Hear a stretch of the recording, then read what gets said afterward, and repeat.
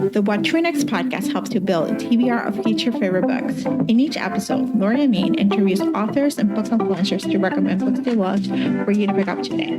If you're an avid reader, always looking for your next favorite read, then the show. Hi, Brittainy. Welcome to What to Read Next podcast. Hi, how are you? I'm doing good. How are you doing? I'm really good. I'm so excited to be here. I am so excited to have you here. So tell us a little bit about yourself.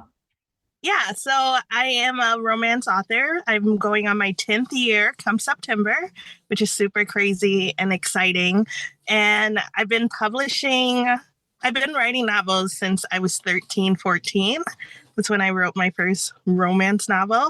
So this has been a passion of mine for the longest time, and I just love everything romance.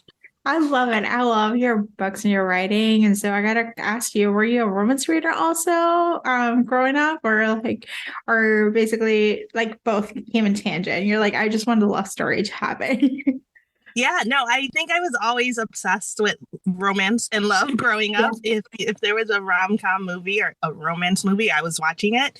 Yeah. And I didn't fall into reading romance until college. Around college is when I was starting. Before I read a lot of young adult books like Speak, and one of my favorite was Five People You Meet in Heaven, a lot of those types of books. And then I got into romance and I was like, I love it here. Yeah. But I was writing romance, when I was 13. So I knew it was somewhere in me. It was somewhere there. And honestly, we're at the time, growing up, we had the time of rom-coms, the golden age of rom-coms. So we had that in our media, in our different places. So, Yeah, it was a very special time. We had Tom Hanks, Meg Ryan movies, all those gems. It was a really magical time for rom-coms.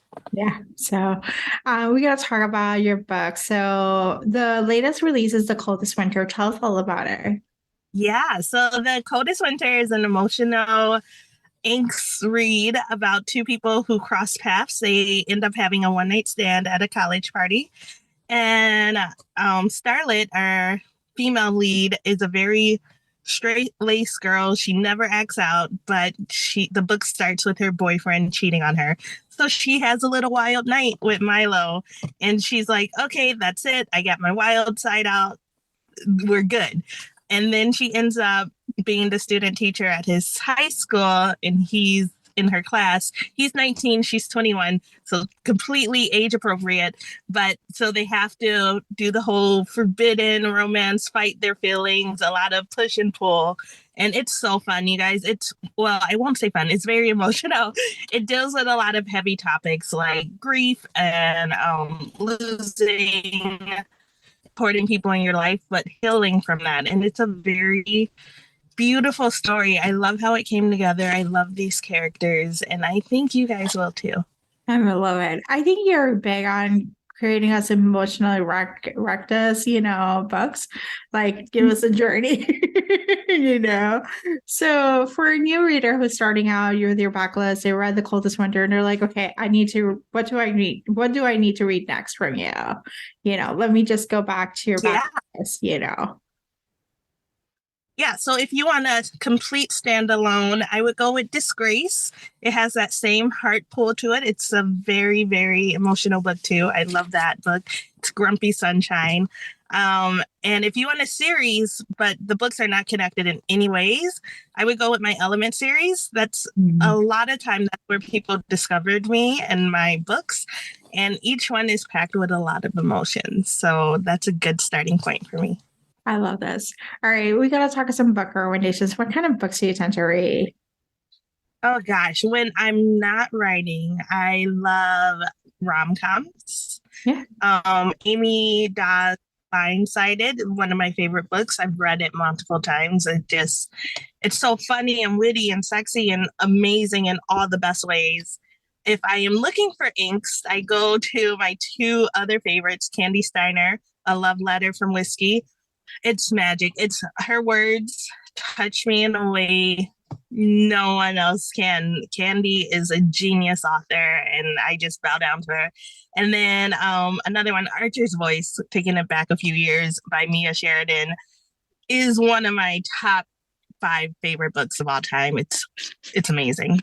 Yeah, I love these recommendations, and I can agree. Like they give you got the rom-com with Amy Doss and like Blindside and the sports romance, the Prince of Lovers, but then you got the angst of Love Letter Whiskey. Like these two characters should be together, but like it doesn't, it takes it a wreckage.